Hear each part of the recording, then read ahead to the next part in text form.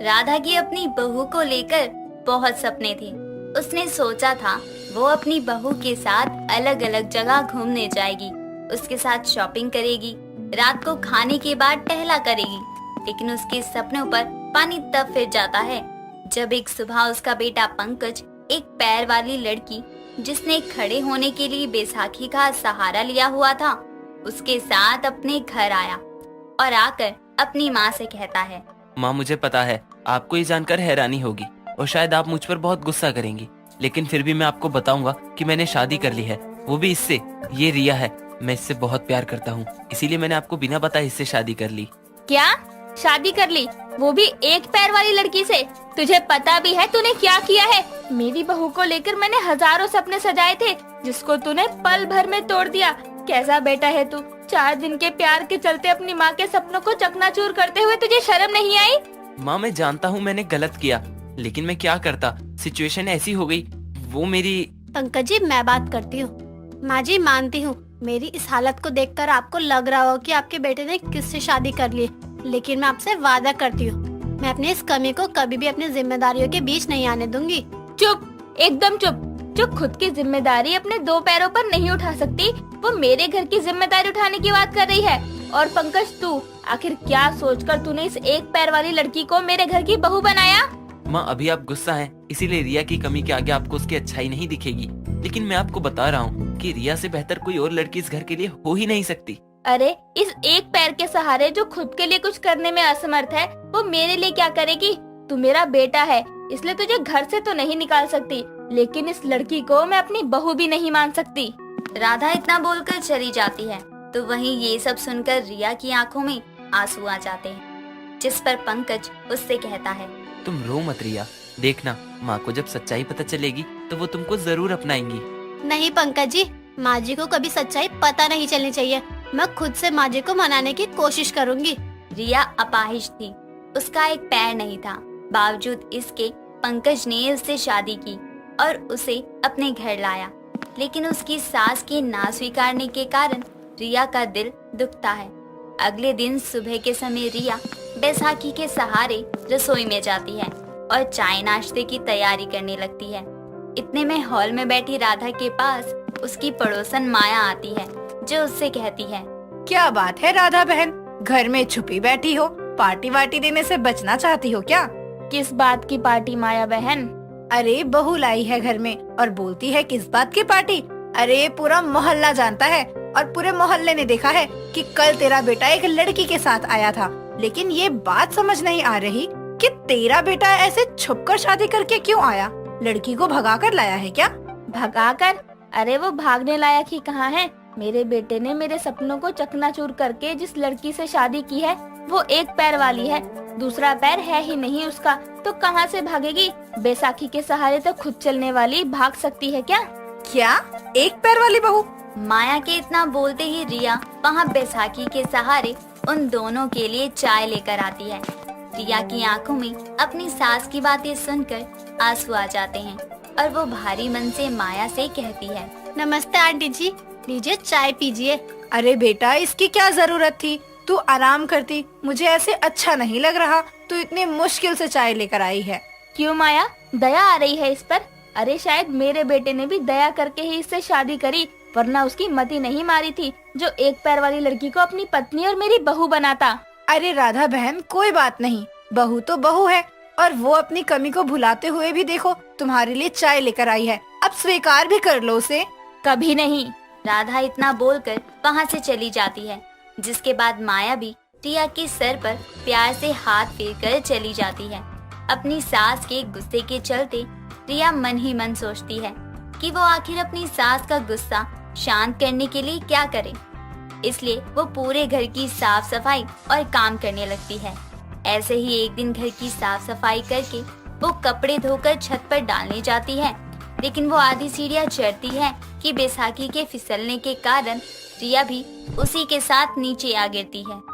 उसके गिरने की आवाज सुनकर राधा और पंकज बाहर आते हैं और रिया को गिरा हुआ देखकर पंकज जल्दी से उसके पास जाकर कहता है, रिया, ये क्या हुआ? तुम गिरी कैसे? माँ, मेरी मदद करो, रिया को उठाओ। कुछ नहीं हुआ पंकज जी, मैं ठीक हूँ। कुछ ठीक नहीं हो तुम, माँ मेरी मदद करो ना, देखो ना रिया के सर से खून निकल रहा है, हमें इसको हॉस्पिटल लेकर जाना चाहिए। मेरी मर्जी पूछकर तूने इस एक पैर वाली अपाहिज से शादी की थी, नहीं ना? तो अब मेरी मदद क्यों चाहिए तुझे? अरे अगर आज इसके दोनों पैर ठीक होते तो क्या गिरती है? माँ! पंकज जी, माँ को कुछ मत बोलिए, मैं ठीक हूँ, बस सर में छोटी सी चोट है, ठीक हो जाएगी। पंकज खुद ही किसी तरह रिया को अपनी गोद में उठाता है और कमरे में लेकर जाता है, जहां कुछ देर में डॉक्टर आकर रिया की मरहम पट्टी करते हैं और उनके जाने के बाद पंकज रिया का हाथ पकड़ के उसके साथ बैठा होता है और कहता है, रिया आज तो माँ ने हद कर दी, इतनी भी क्या नफरत कि अपनी बहू को दर्द में देखकर भी वो मदद ना करे, हद है। कोई नहीं पंकज जी, वो माँ है, उनको अपने बेटे की बिना बताई शादी करने का दुख है, ऊपर से ऐसी लड़की से शादी जिसका एक पैर ही नहीं है। लेकिन इसके पीछे का कारण तो वही है ना, मुझे याद है 2 महीने पहले पंकज अपनी गर्लफ्रेंड रिया के साथ कार ड्राइव करके किसी काम से जा रहा था, तभी उसकी माँ का फोन आता है, जिस पर पंकज जल्दी से फोन उठाकर कान पर लगाते हुए कहता है, माँ मैं अभी ड्राइव कर रहा हूँ, आपको 1 घंटे में फोन करता हूँ।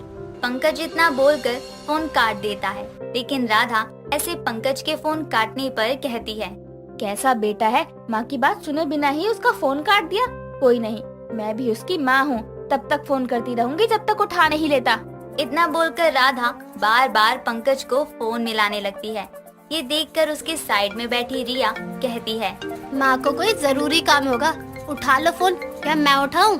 नहीं, माँ को मैंने भी बताया नहीं है हमारे बारे में, तुम्हारी आवाज सुनकर भड़क जाएंगी, लेकिन पता नहीं इनसे वेट क्यों नहीं हो रहा है, यहाँ साइड में गाड़ी लगाने की भी जगह नहीं है। पंकज इतना बोलकर ड्राइव करते हुए ही फोन उठाने लगता है, लेकिन फोन उठाते हुए उसका ध्यान सामने से हट जाता है और अचानक ही एक तेज रफ्तार गाड़ी से उसकी टक्कर हो जाती है।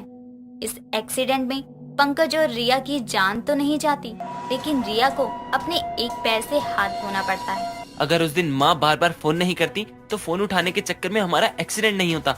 माँ को तो ये तक नहीं पता कि उनके बेटे का एक्सीडेंट हुआ था।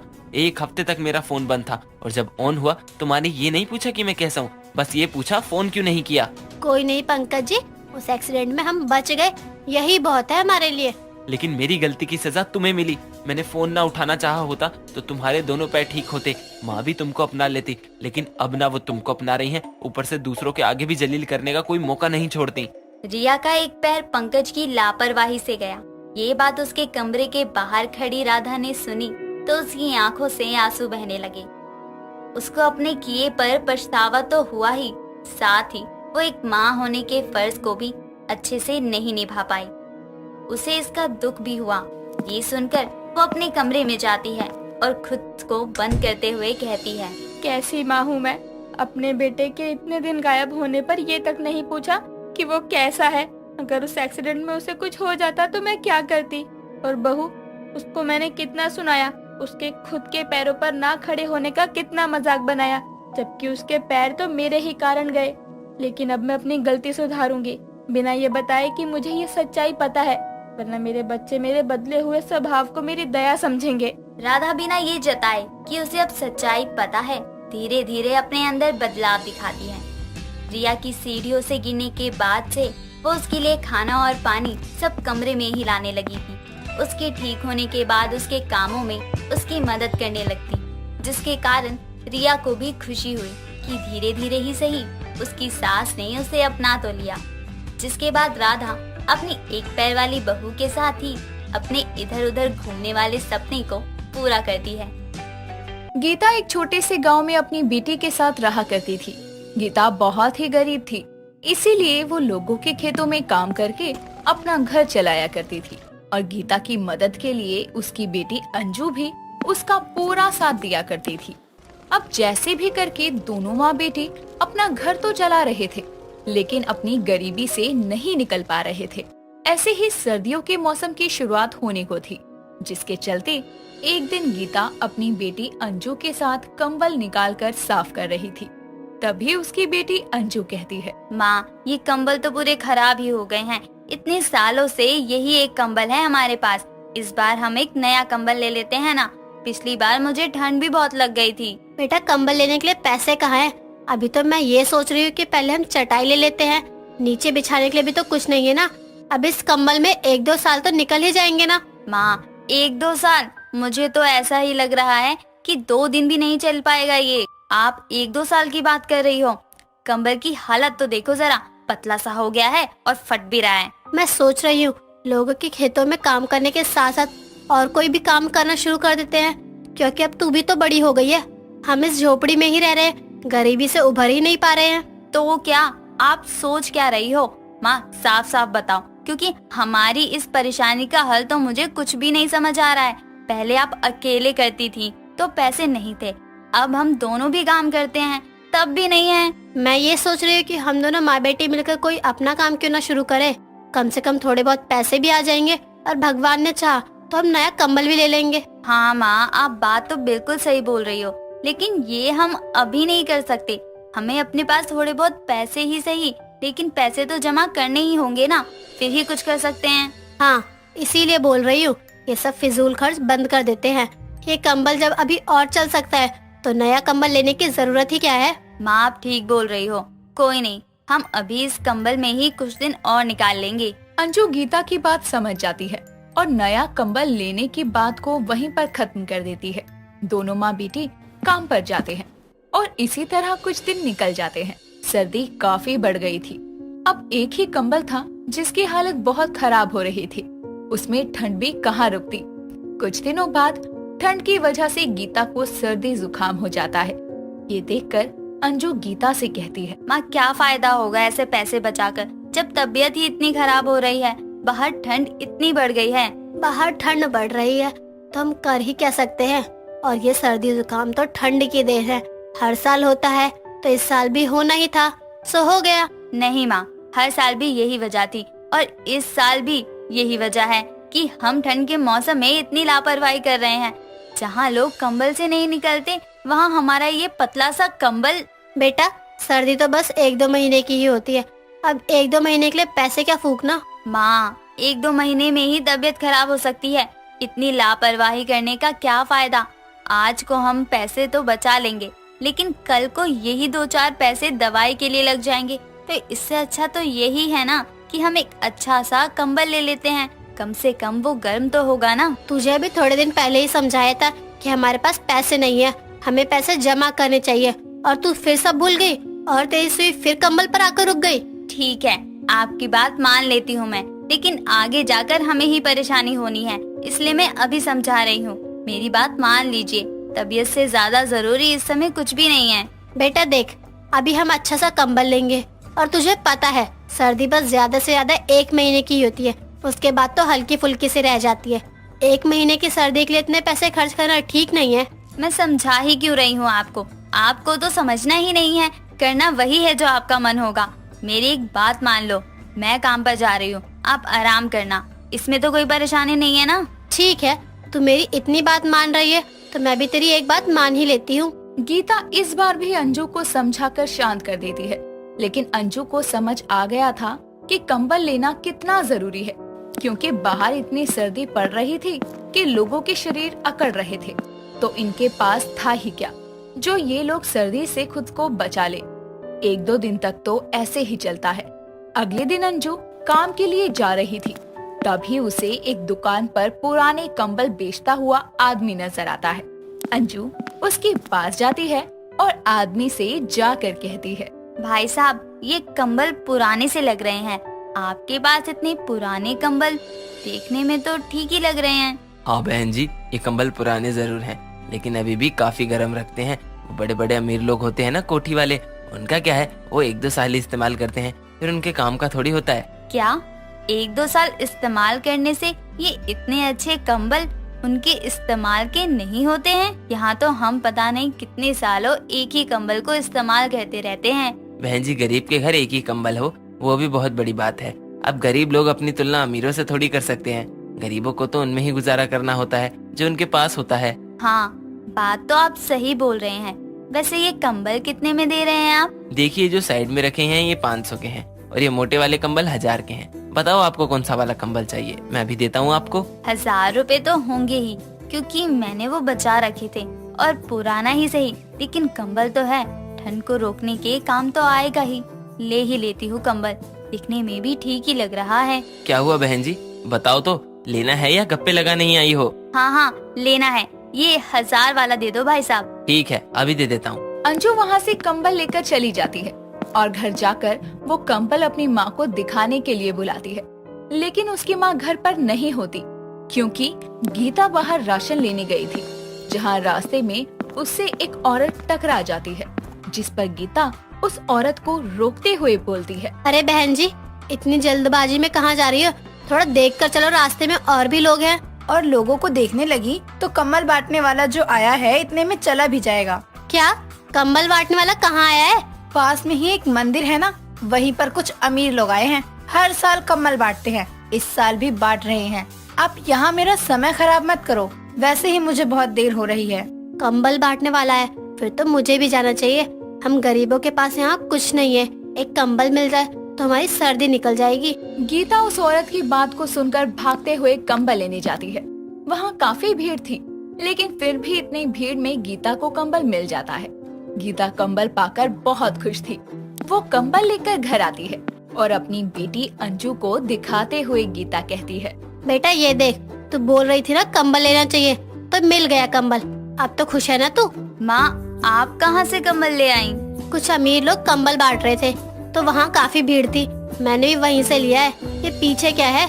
तू भी कंबल लाई है क्या वहीं से? नहीं माँ, मैं तो खरीद कर लाई हूँ, लेकिन आप फिक्र मत करो, ज्यादा पैसे नहीं लगे क्योंकि ये इस्तेमाल किया हुआ कंबल है, इसलिए ज्यादा महंगा नहीं था, तभी तो मैंने लिया।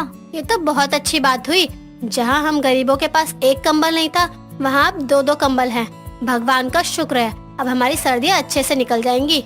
हाँ माँ, लगता है भगवान भी यही चाहता है कि हम इस कड़ाके की सर्दी में ठिठुरते ना रहे, तभी तो हमें कंबल लेने के रास्ते दिखाए। और देखो, कंबल मिल भी गए, वो भी 2-2। जिस कंबल के लिए दोनों माँ बेटी तरस रहे थे, अब उनके पास 2 कंबल थे और उन दोनों कंबल से दोनों माँ बेटी की सर्दियाँ काफी अच्छे से निकलती है और आखिरकार गरीब के घर में कंबल आ ही जाता है। रघु एक गरीब आदमी था, जिसने जैसे तैसे करके अपनी बेटी राधा की शादी एक अच्छे घर में तय की थी।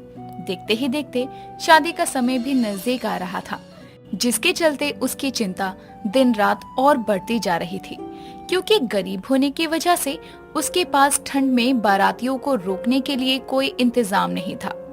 उसे कुछ समझ नहीं आ रहा था कि वो क्या करे।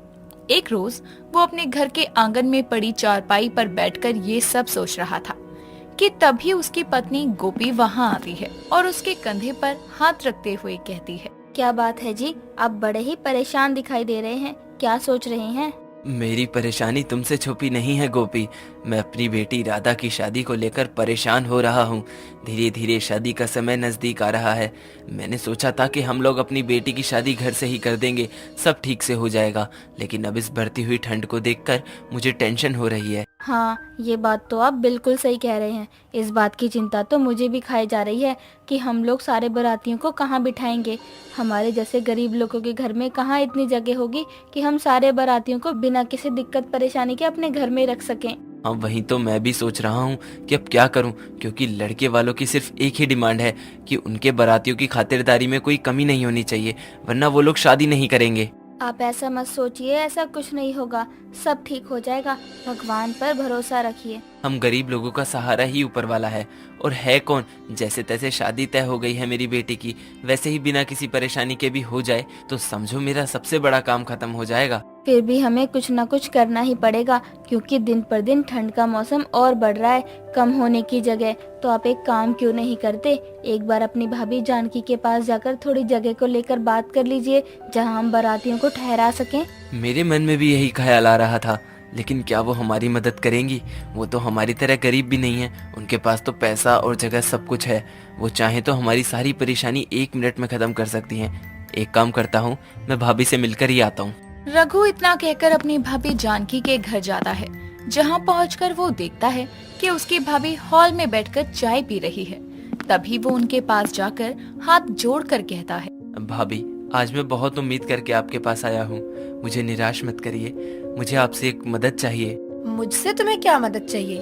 तुम तो खुद ही इतने समझदार हो कि अकेले ही लड़की की शादी के लिए रिश्ता भी ढूंढ लिया और तय भी कर दी।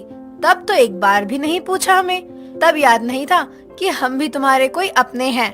आज अचानक याद आ गई कि हम लोग तुम्हारे अपने हैं। अरे इतना घमंड किस चीज का है तुम्हें?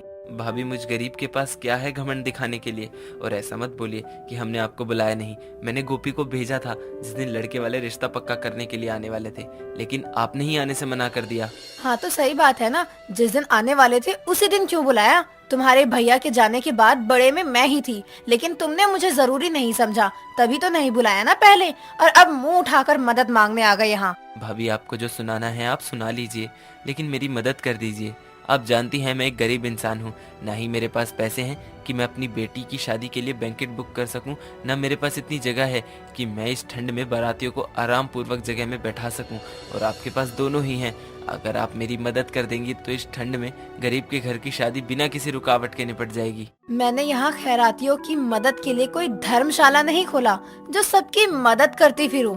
तुमने अपनी बेटी की शादी अपनी मर्जी से तय करी है, और उसे पूरा कैसे करना है ये तुम ही जानो। अब तुम यहाँ से जा सकते हो। जानकी और रघु की सारी बातें दरवाजे पर खड़ी उसकी बेटी राधा सुन रही थी, जिसे सुनकर वो गुस्से में अंदर आकर कहती है, ताई जी, आपसे उम्मीद ही यही थी कि आप ऐसा ही कुछ करेंगी। अपने इस पैसे के घमंड में पहले ताऊ जी को खो दिया आपने, अब लोगों की खुशियाँ खाने में लगी हुई हैं आप। ए लड़की, जुबान संभाल कर बात कर मुझसे। तेरे बाप ने तुझे तमीज नहीं सिखाई क्या कि बड़ों से कैसे बात करनी है? माफ करिए भाभी, गलती हो गई इससे। और तू यहाँ कैसे आई? पिताजी, मैंने आपकी और माँ की सारी बातें सुन ली थी, इसलिए मैं आपका पीछा करते हुए आपके पीछे पीछे आ गई, ये देखने के लिए कि ताई जी क्या कहती हैं। लेकिन मैं तो भूल ही गई थी कि कुत्ते की दुम सीधी हो सकती है, लेकिन ताई जी का स्वभाव नहीं। चलिए, आप यहाँ से चलिए। और रही बात शादी की, तो आप चिंता मत करिए, जिसने जोड़ी बनाई है, मिलवाई है, वो शादी भी करवा देगा। आपको किसी के आगे हाथ फैलाने की जरूरत नहीं है। राधा इतना कहकर अपने पिता का हाथ पकड़कर अपने घर लेकर चली जाती है। ऐसे ही समय बीतता है। समय के साथ शादी की तारीख और पास आती है। जैसे तैसे करके ठंड में शादी की बाकी रस्में पूरी होती है, फिर चाहे वो रस्म हल्दी की हो या मेहंदी की। ऐसे ही थोड़ा समय और बीतता है और रघु ठंड में बारातियों को ठहराने के जगह को लेकर परेशान हो रहा था। देखते ही देखते शादी का दिन आ जाता है और सभी बाराती दूल्हे के साथ रघु के घर बारात लेकर पहुंच जाते हैं। तभी लड़के की मां कल्याणी रघु के छोटे से घर को देखकर कहती है, क्या बात है रघु जी, शादी की बाकी रस्मों की तरह क्या अब शादी भी घर से ही करेंगे? देखिए, अभी हमारे और भी बाराती आने वाले हैं, आपको अपना वादा याद तो है ना? जी मुझे सब याद है। वो क्या है ना कि हमारे यहाँ शादी घर से ही होती है। बाकी अभी के लिए आप लोग बैठिए, मैं आप लोगों के लिए चाय कॉफी भिजवाता हूँ और बारातियों का इंतजाम भी देख कर आता हूँ। रघु इतना कहकर सभी लोगों को घर में बैठाकर बाहर चला जाता है। तभी उसकी पत्नी गोपी भी वहाँ उसके पीछे जाती है और कहती है, अब आप क्या करेंगे? जगह का इंतजाम तो हो ही नहीं पाया, जिज्जी ने मना कर दिया, और आपका कोई ऐसा दोस्त भी नहीं है जो टाइम पर आपकी मदद कर सके। अब समधन जी से क्या कहेंगे कि हम लोग एक वादा भी पूरा नहीं कर पाए। इस ठंड में इतने सारे बारातियों को कहाँ बिठाएंगे? मुझे आखिर तक उम्मीद थी कि शायद भाभी मदद कर दें हमारी, लेकिन उन्होंने तो सच में धोखा दे दिया। मेरे हालातों के बारे में जानने के बाद भी ऐसा परिवार होने का क्या फायदा। चलो पहले इनके खाने पीने का देखते हैं, बाकी बाद में देखेंगे। रघु और गोपी इतना कहकर जैसे ही पीछे मुड़ते हैं, सामने अपनी समधन कल्याणी को देखकर घबरा जाते हैं। तभी कल्याणी गुस्से में कहती है, मुझे ये सब आप जैसे गरीब लोगों से रिश्ता जोड़ने से पहले ही सोच लेना चाहिए था। जो लोग इतनी ठंड में बारातियों को अच्छी तरह से छत नहीं दे सकते, बैठने के लिए अच्छी कुर्सी और बिस्तर का इंतजाम नहीं कर सकते, वो और क्या ही करेंगे। आपके घर में जगह फुल हो गई है, अब और आने वाले बारातियों को इतनी ठंड में क्या सड़क पर बैठाएंगे आप लोग? सच में ठंड में गरीब के घर शादी करना ही हमारे लिए मुसीबत हो गई है। कल्याणी गुस्से में रघु और गोपी की गरीबी की बेइज्जती करते हुए उन्हें सुना रही थी। तभी रघु का पड़ोसी राजवीर वहाँ आता है और कल्याणी से कहता है, देखिए, आप शादी की रस्मों पर ध्यान दीजिए, बाकी चीजें हम पर छोड़ दीजिए। आपके बारातियों की खातिरदारी में कोई कमी नहीं आएगी। रघु जी ने बारातियों का इंतजाम हमारे बैंकेट में करवा रखा है। इन्होंने हमें पहले ही कह दिया था, इसीलिए इन्होंने कहीं और इंतजाम नहीं किया। आप निश्चिंत रहिए। माफ करिए रघु जी, मैंने गुस्से में कुछ ज्यादा ही बोल दिया, मुझे सोच समझ कर बोलना चाहिए था। चलिए, अब जो हुआ सब कुछ ठीक हो गया है, तो फिर शादी की रस्मों को आगे बढ़ाते हैं। कल्याणी इतना कहकर वहाँ से चली जाती है। तभी रघु अपने पड़ोसी राजवीर का धन्यवाद करते हुए कहता है, भाई साहब, मैं आपको बता नहीं सकता हूँ आपने मेरी कितनी बड़ी परेशानी हल कर दी। आपका ये एहसान मैं कभी नहीं भूलूंगा। आपने मुझ गरीब की इज्जत बचा ली, लेकिन आपको हमारी परेशानी के बारे में कैसे पता चला? देखिए, मुझे ये सब बातें आपकी बेटी राधा ने बताई हैं और वो मेरे बच्चों को फ्री में ट्यूशन देती थी। जब मेरा काम अच्छा नहीं चल रहा था और मैं ट्यूशन की फीस नहीं दे सकता था, तो क्या मैं उसकी इतनी भी मदद नहीं कर सकता हूँ? राजवीर की बात सुनकर रघु बहुत खुश हो जाता है। इस तरह से ठंड में पड़ी गरीब रघु के घर की शादी बिना किसी दिक्कत, किसी परेशानी के विधि पूर्वक पूरी होती है।